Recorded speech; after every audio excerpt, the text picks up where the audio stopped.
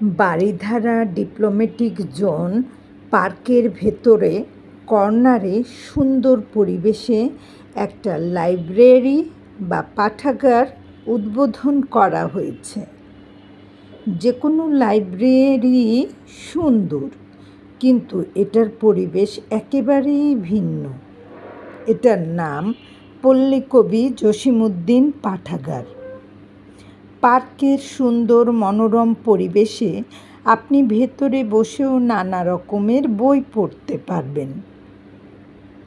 ইচ্ছে হলে ব্যালকনিতে বসেও পার্কের সৌন্দর্য অবলোকন করেও বই হাতে নিয়ে সুন্দর সময় অনায়াসেই কাটিয়ে দিতে পারেন।